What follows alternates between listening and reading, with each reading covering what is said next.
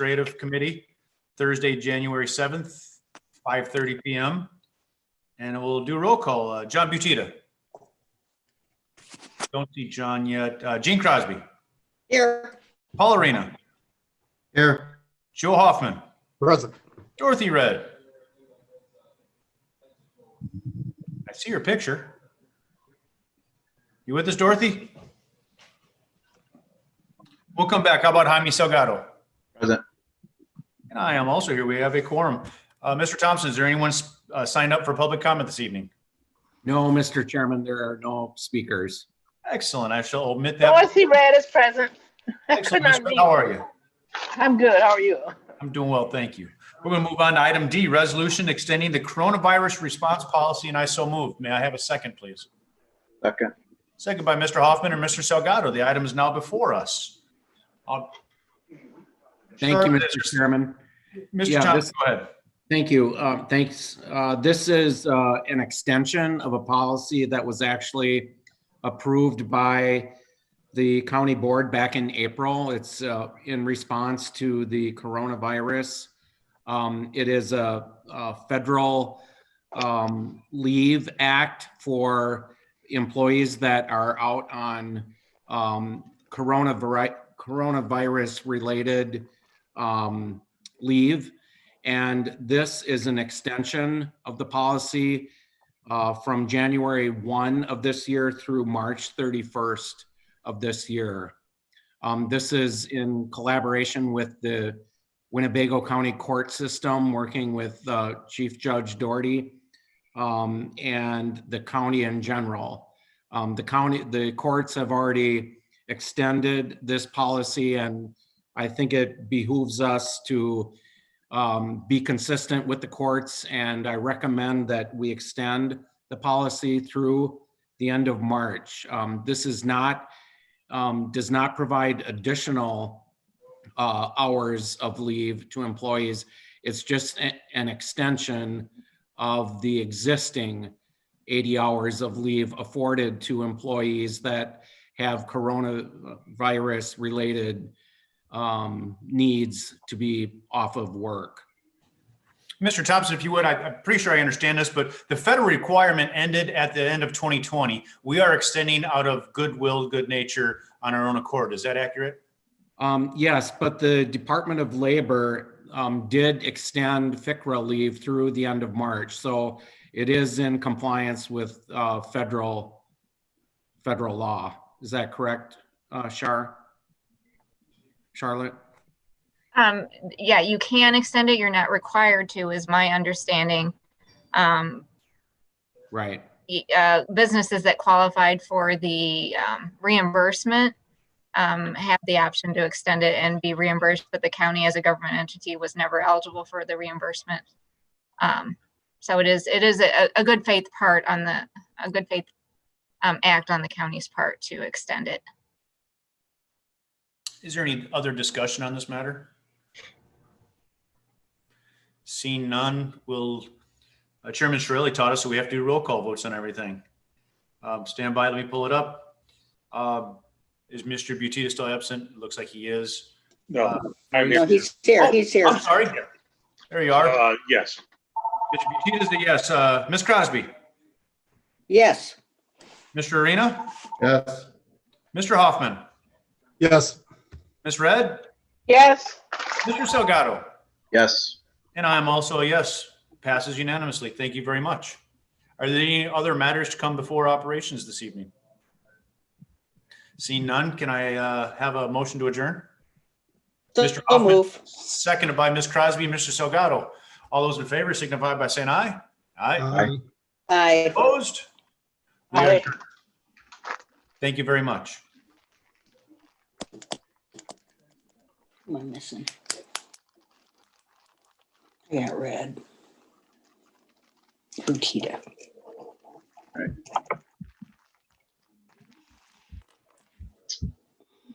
One sec here. We have quorum.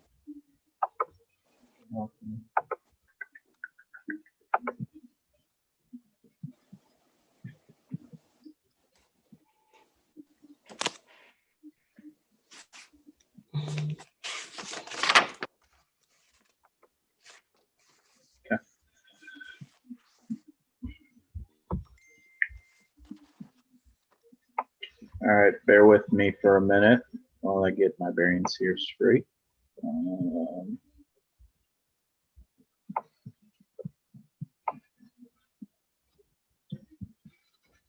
right, it looks like we do have everyone here from the finance, so I'm gonna get started. Mr. Thompson, you ready to go, just in case? See there? Yes, I'm ready, All Mr. right, Chair. sounds great. Yep. We are streaming live, so we're good to go. I'd like to call to order the Finance Committee. It is Thursday, January 7th. It is 5:36 p.m. I'll take a roll call. Myself, Mr. Salgado present. Mr. Schultz? I don't know if I saw his. All right, I'll skip him for now. Mr. Butita? Here. Mr. Arena? Here. Mr. Hoffman? Present. Ms. Crosby? Here. Mr. McDonald? Here. All right, let the record reflect, we do have a quorum. Our next item of business is, can I get a motion to approve of the September 15, September 17, 2020 minutes? And hold on one sec. All right, can I get a motion and a second, please? Second. All right, second by Ms. Crosby, motion by Mr. Hoffman. Discussion on the minutes? Seeing none, all in favor, please, I'll take roll call, I guess. So let me pull up the names. All right, Mr. Salgado, yes. Mr. Butita? Yes. Mr. Arena? Yes. Mr. Hoffman? Yes. Ms. Crosby? Yes. Mr. McDonald? Yes. And I don't know, I haven't seen Steve Schultz, so I'm gonna skip him. The motion carries. Mr. Thompson, is there anyone from the public signed off to speak? No, Mr. Chairman, no one has signed up to speak this evening. All right. Our next item is a resolution authorizing the execution of hourly wage increase for certification assistants at River Bluff Nursing Home. So can I get a motion and a second, please? Motion by Mr. McDonald, second by Mr. Second. Hoffman and Ms. Crosby. Thank you very much. I'll hand it over to Mr. Thompson to give a little bit more information detail. Thank you, Mr. Chairman.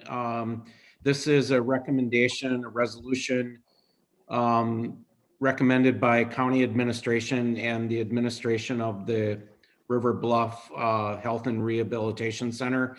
Bottom line, the recommendation is to increase the hourly wage rate of our CNAs, the certified nursing assistant positions at River Bluff, from $13.51 to $15.51.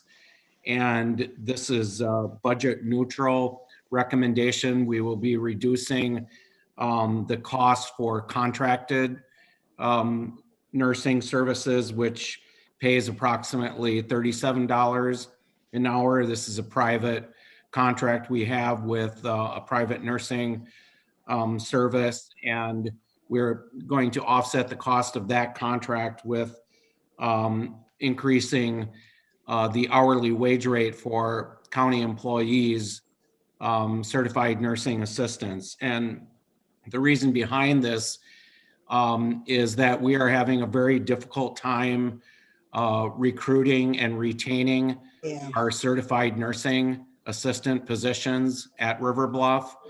And we feel that by increasing the hourly wage rate by $2 an hour, we will be able to recruit and retain qualified nursing assistants at River Bluff. This is an ongoing effort, and I spoke to this issue probably 2 months ago at a county board meeting about what recommendations I would be bringing forth to the county board in terms of trying to improve the financial situation at River Bluff. And although this recommendation is budget neutral, we think in the long term, we will be able to retain and recruit qualified nursing assistants. We have to staff to census, and ultimately the goal is to increase census at River Bluff, especially after we, hopefully enter a post-COVID period where things are a little more open for admissions. We feel we have to have qualified staff in the facility to be able to increase our census. And so I support this recommendation wholeheartedly. And I know that the nursing home, the River Bluff facility administrator, Pat McDermott, is also in support of this. And she's on at our meeting this evening in attendance if you have questions for her. Yes, Ms. Crosby?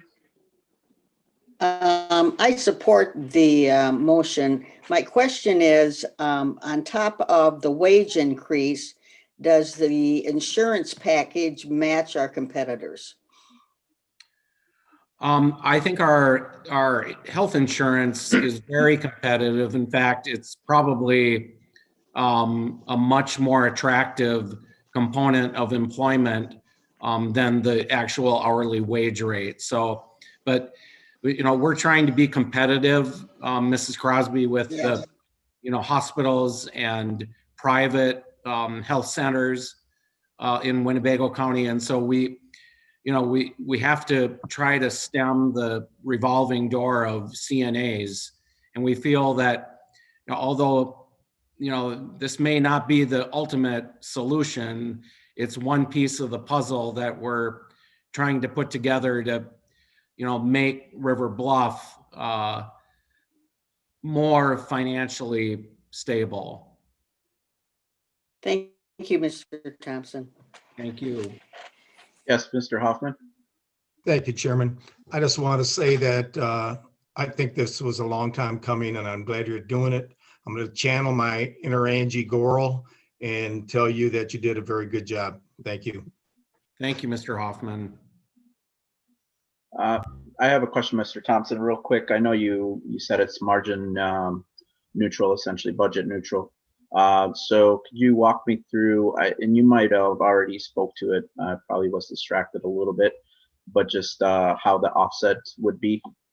Well, we budget actually approximately $2 million in the budget annually for contracted nursing services. Sure. And so actually what you're approving is a transfer from that line item to the CNA salary line item. So what you're actually approving is a transfer, but in doing that, you're increasing your hourly wage rate as well. Do we know that line item, how much we spend a year on that 2 million? Do we actually spend the 2 million or even more on that per se? Well, Mr. Rickart's on board, and Pat McDermott is also on board. I think it's in excess of 2 million. Okay. Pat, do you want to speak to that? Okay. There we go. Yeah, it was 2.5 last year, just for agency CNAs.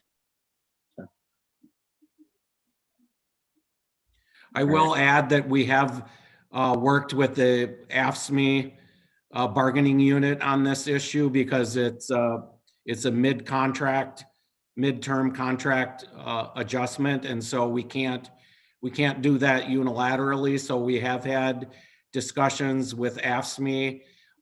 They have, I believe, taken it to their membership with the caveat that it needs to be approved by the county board.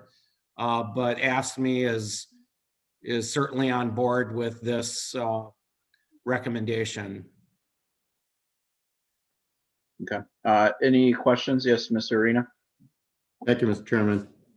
So I also agree that this is a good idea, just so that I understand. All of the current existing employees will get a raise, and then you're going to transition from contract employees that are there now to permanent employees, right? Do I That's our understand hope, correctly? yes. So what percentage of your workforce right now is contract labor, and is there?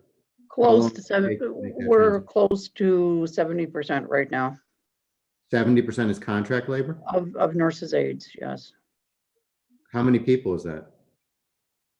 Well, we have about 20 of our own nurses' aides. It's hard to say how many people because it's all, they're not the same people all the time. But we staff approximately,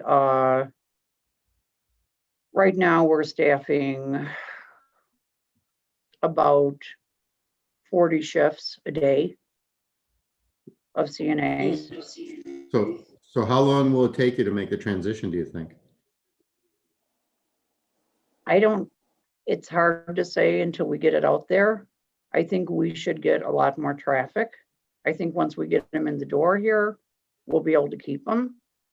Okay, Because we do have good benefits. We do have, even, down to, we have a lot more holidays than private pay nursing homes. Good.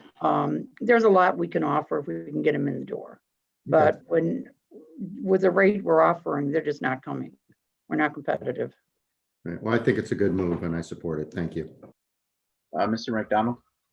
Thank you, Mr. Chairman. I'm just curious, what is the going rate regionally for that position? Are we in the ballpark yet? Are we still over or under? Are we over? What is for our county? Well, at the $15.51, we're probably average. We're in the ballpark. I think it's a very competitive wage rate. I don't know if the HR director is online tonight, but maybe Pat even knows that. But HR did a analysis of the wage rate, and so this was not just we didn't pick it out of the air. It was a decision made in consultation with Human Resources and Pat McDermott.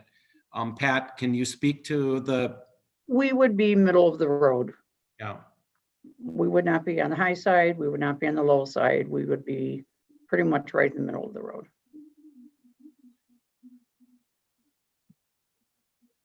All right, are there any other questions regarding this resolution? All right, seeing none, we're gonna take a vote. I'll start with Mr. Butita, Yes. Mr. Arena, Yes, Mr. Hoffman, Yes. Ms. Crosby, Yes. Mr. McDonald, Yes.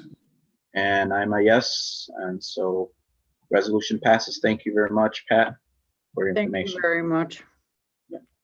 All right, our next item on the agenda is a resolution authorizing settlement of litigation. Do we have any information on that, Mr. Thompson, like a name, so I can put that? I'll turn it over to Charlotte. Before I just want to make the motion, so, but I don't know if there's a name behind it or if it's okay, just the resolution authorizing the settlement. Yeah, it's the Conditory versus Haney case. Okay. Oh, okay.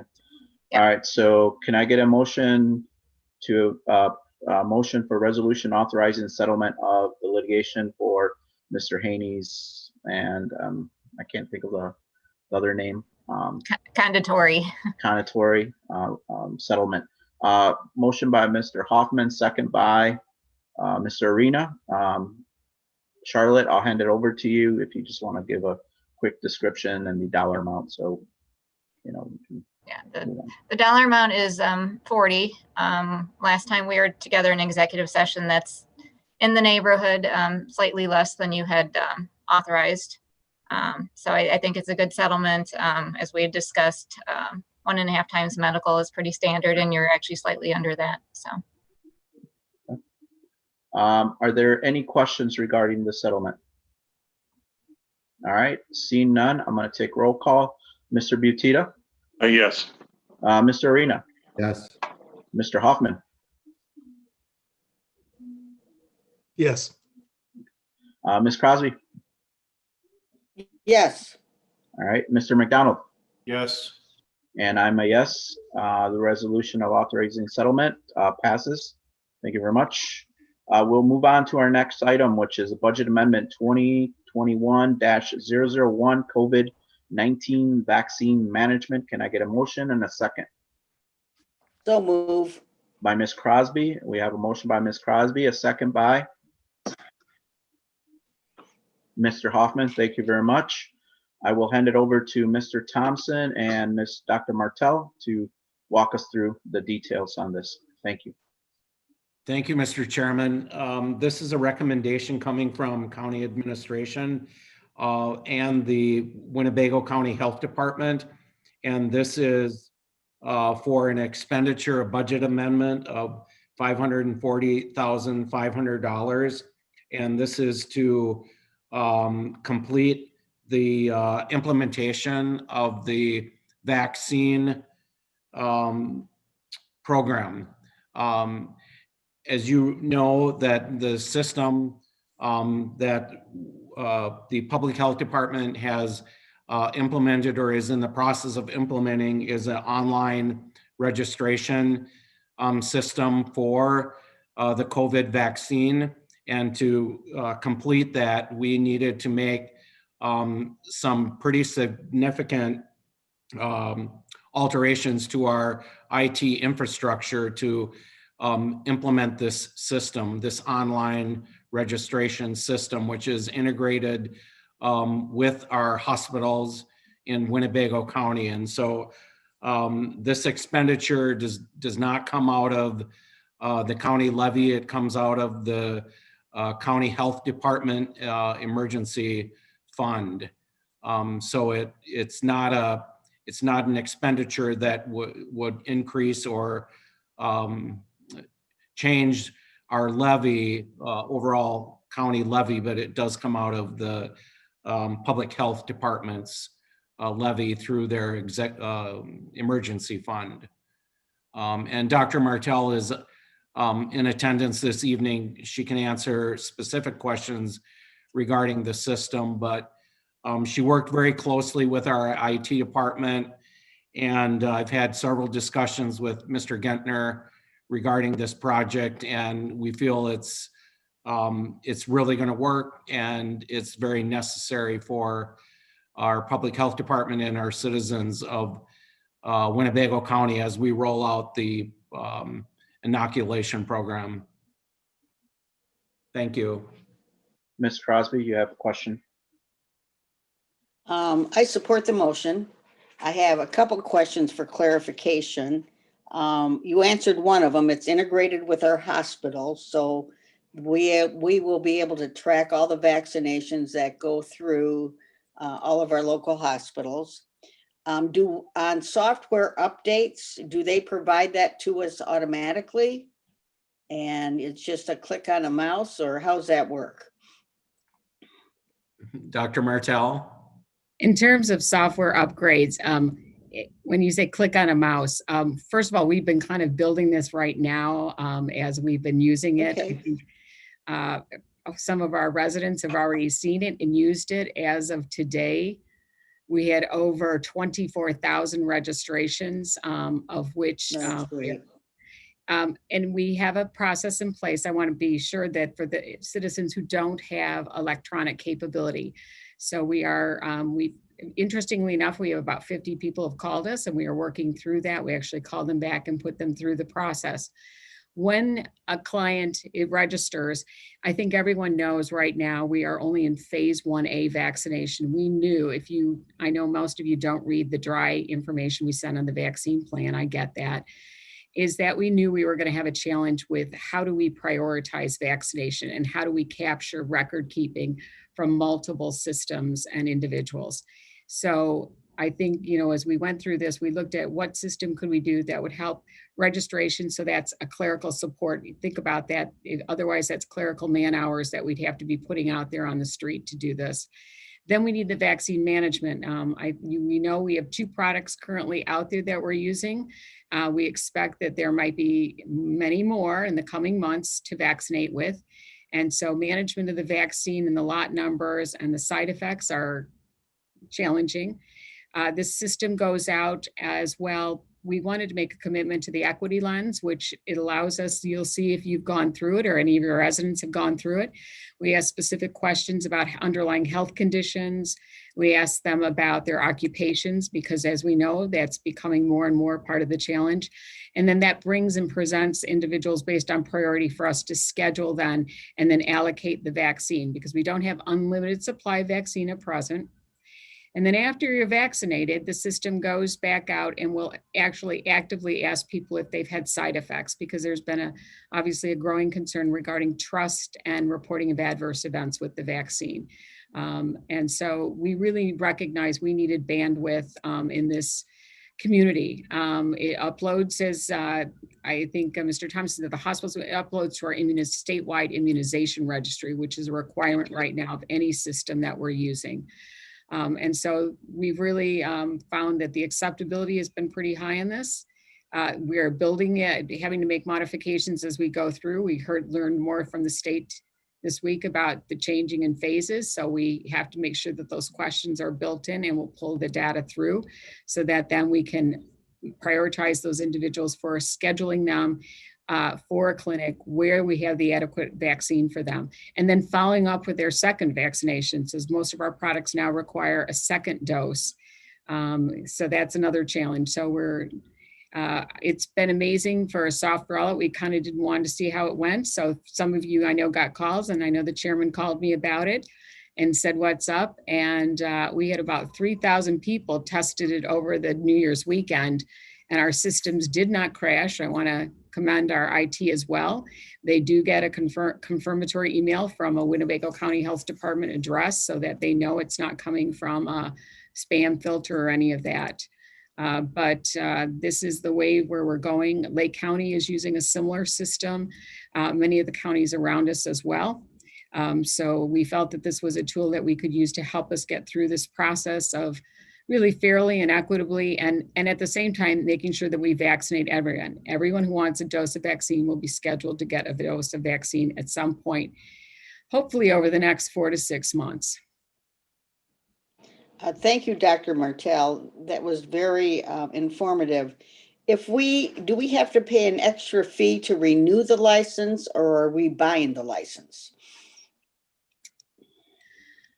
We have bought the initial license. If we want to modify it moving forward beyond it, if we want to add on some features, this was a platform as well. And we didn't want to get into all of this. Was how did we learn about this? This is a platform that also does community dashboards. And so they will be producing a community dashboard. And if we want to do this ongoing as we look at other issues or concerns, then we would add that on to that. Okay, very good. Thank you so much. Yes, Mr. Arena. Thank you, Mr. Chairman. I have a couple questions. First, financial question. The fund that this is coming from, where do those dollars, where do they come from in that emergency fund? And then how will it be replenished in the future? Okay. So, Mr. Arena, this is money that typically at the end of the year, the health department for services that we provided, either we've then put in what's called the public health emergency reserve. So those are dollars we've earned, but have typically from grants that we've been able to do the work for, but have not needed to expend all of the revenue that we generated from it. So we put it into the reserve fund. We are well beyond our reserve.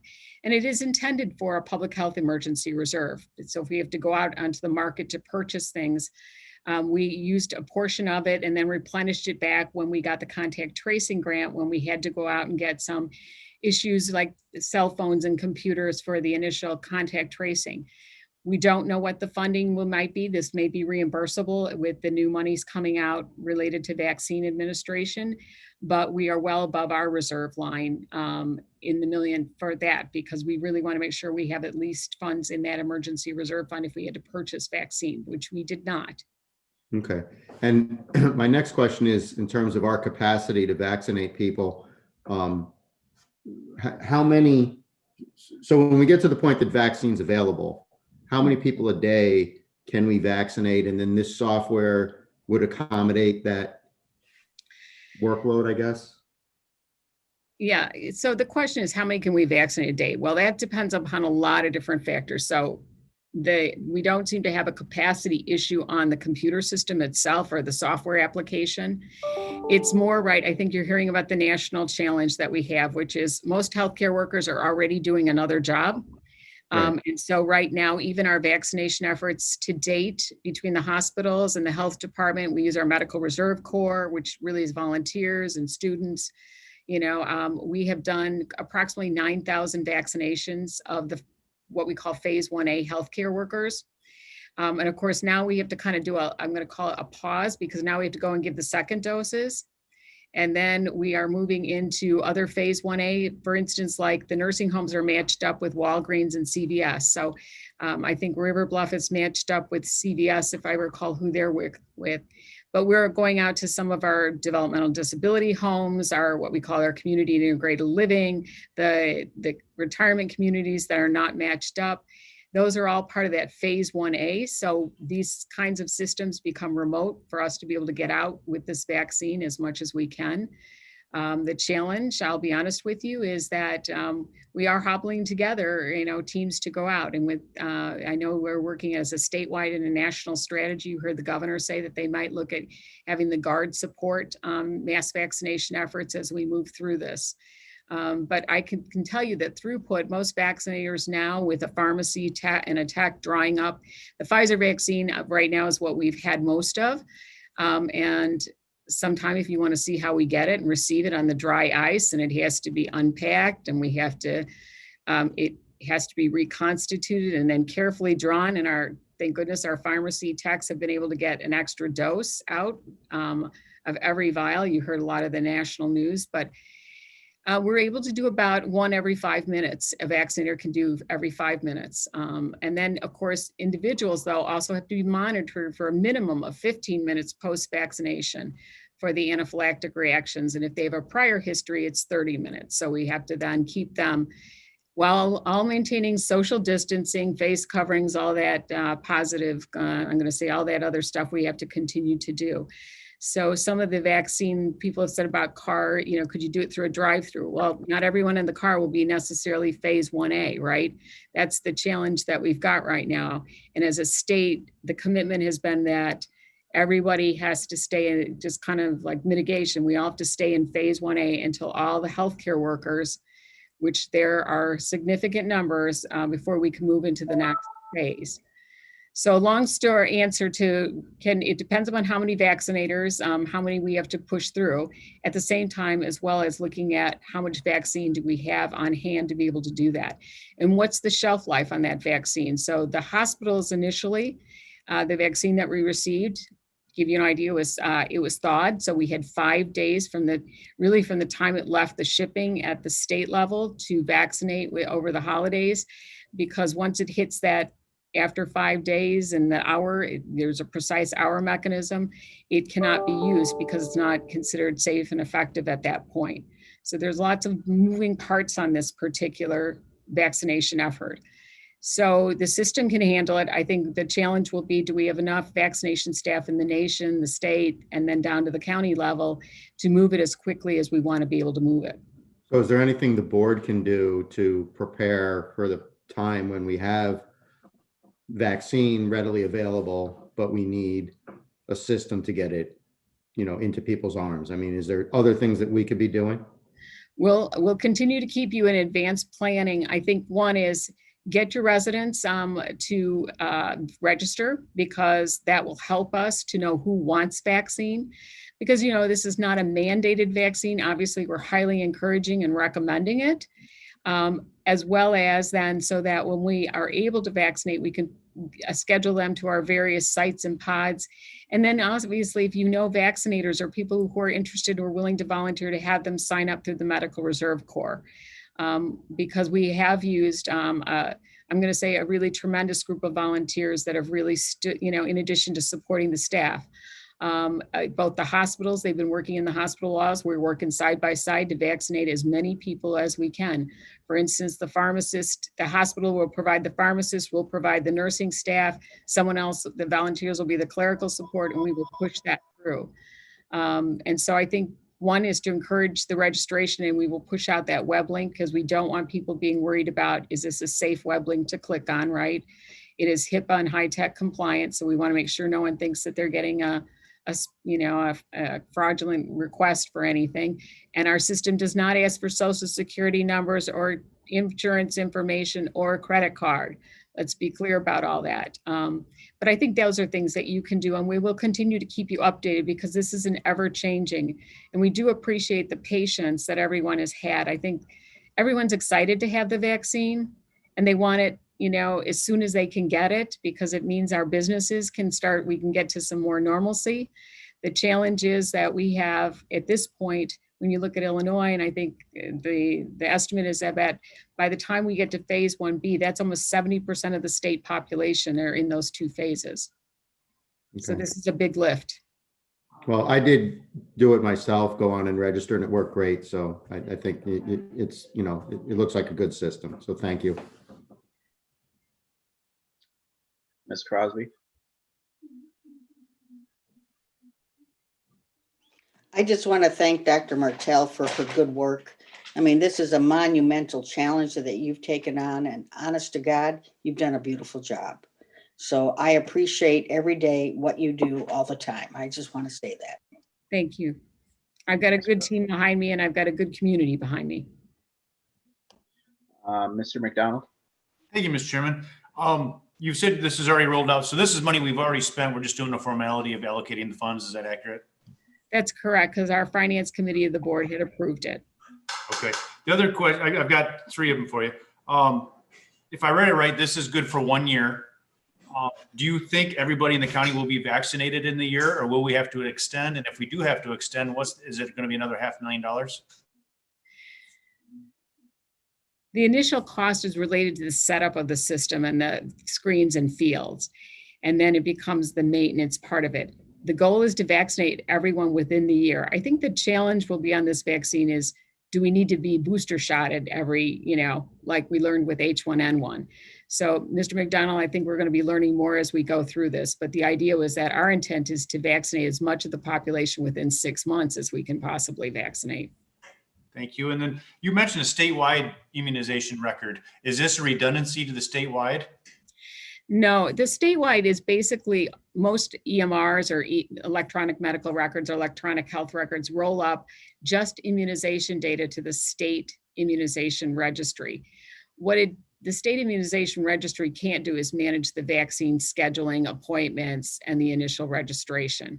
So right now, even before we could really launch a lot of this, we're doing it on paper, and then we have to manually enter the immunization data into the registry. Thank you. Are there any other questions? All right, I do have a couple, Miss Dr. Martell. The first question is, I did see an accounting firm as part of this was Qualtrics. Could you explain that piece of it? Is it for just trying to make sure there's an audit that, it's being fair and square? Or I just wanted to see what that was all about. So most of these software firms, I'm going to call them, when they started, Salesforce is similar to it. They do the contact tracing for the state, are partnered with really a project management firm. So Ernst & Young is their project management firm. I want to say that Deloitte was partnered with Salesforce, and in the document there, so they partner with a group that's really for the project management component. Okay. And then real quickly, in a related item, so the different test sites that we have out there, is that run by the Illinois Health Department, or is that locally from our health department? So what I'm trying to get at is, who covers the cost for those testing sites?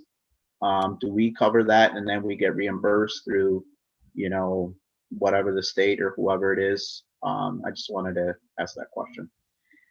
Okay, so the question is on the testing site. So we have several testing sites. So the one that is at Sandy Hollow now, the community-based testing site that moved from the health sciences campus, that is staffed and stood up by the state of Illinois. Okay. And so they pay for that.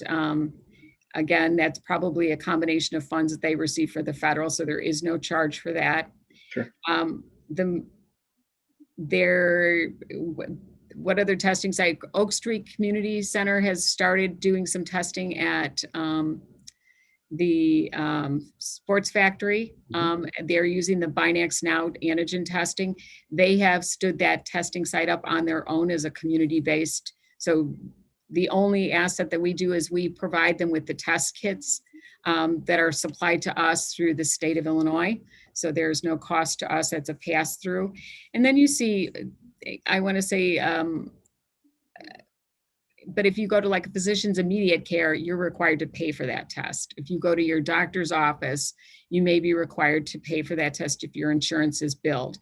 The Binax Now testing, which is antigen testing, and I will share that at some point. It's a long story, but essentially we have applied a standing order and a memorandum really of agreement so that our school districts can test within the school walls. Some of our not-for-profits, again, it's not intended for anyone to charge for this because we're using, again, an asset that's provided through us through the state at no cost. So we push that out to entities that could use rapid testing, and it's antigen testing. It's not, it has its limitations, but for instance, Rockford Public Schools has taken this on, as well as several of our other school districts. So when a child or staff member comes in with a symptom of COVID and they want to, and they consent to it, obviously they have to consent, they can be tested at no charge and they can quickly isolate, and then we can put them into isolation until we can get the contact tracing done on a more timely basis. So Oak Street Health is been offering the drive-through antigen testing. And then you see other community groups may sponsor a test site. Now, most of the testing sites that they do, they will ask for insurance, but if you do not have it, they do not charge it. Those are not sponsored by the health department or the state of Illinois, but certainly other entities can reach out and get testing agencies out. Yeah, so where I was going with this, I just wanted get an idea of if you track the costs regarding those sites, which could be equivalent to the inoculations that you will be doing as part of the software that you're using and stuff like that. So I just want to, because I know it takes nurses, it takes, professionals to do this, but just wanted to quantitatively, to talk a little bit about the number, the dollar amount. Because it is kind of significant, and I just wanted to bring the light, that it does take man or woman hours to actually execute, what we're trying to do with both the software piece of it, the tracking, the management of the vaccinations. So I just wanted to, put them side by side, kind of like it's not like, hey, it's $100,000 or whatever, where 540,000 is actually pretty reasonable versus, like if you take a testing site run by the health department, it equates to this amount, right? So you can put them side by side. So that's where I was going with that. And, from that aspect of it, I understand the reserves, you guys have the reserves, that's where it's coming out of. So, but I just wanted to quantitatively put it side by side to kind of give comparison. To someone that may not know might say, oh, gee, that's a lot of money, $540,000. But if you take sort of like a testing site per se kind of, and quantify it that way and put it side by side, you'd potentially be around the ballpark. But I just wanted to ask that question because, it gives more context from my perspective. Well, and again, being in public health, I'm a numbers big number person. So it's really about $1.88, $1.89 per person. If you think about that, $2, if you wanted to round, say $2 for a vaccination, that's the add-on to support the software and the information gathering collection on it. Sure. Okay. Any other questions for Dr. Martell, Mr. Thompson? All right, seeing none, we'll take roll call on this. So the motion is for the budget amendment 2021-001 COVID-19 vaccine management. So I'll start with Mr. Butita. Yes. Mr. Arena. Yes. Mr. Hoffman, Yes. Ms. Crosby, Yes. Mr. McDonald. Yes. All right, the motion, and I'm a yes, the motion carries. Thank you, Dr. Martell. And we'll move on to our next item, which is, are there any other matters? Yes, Mr. Chairman. Yes, go ahead. Mr. Gilberti from the state's attorney's office is with us this evening, and he has requested a closed session to discuss pending litigation and potential settlement authority. All right. Just a point of clarification from Charlotte. Since it's not on the agenda, are we okay as part of other matters? Yes, you're fine as long as you don't Alright. take any action on it. All right, sounds great. All right, so we are going to go into closed session for pending litigation. Can I get a motion and a second to go into closed session? Mr. Hoffman, Ms. Crosby, thank you very much, and Mr. Arena. And I'll take roll call. Myself, yes. Mr. Butita, Yes. Mr. Arena, Yes. Mr. Hoffman, Yes. Ms. Crosby,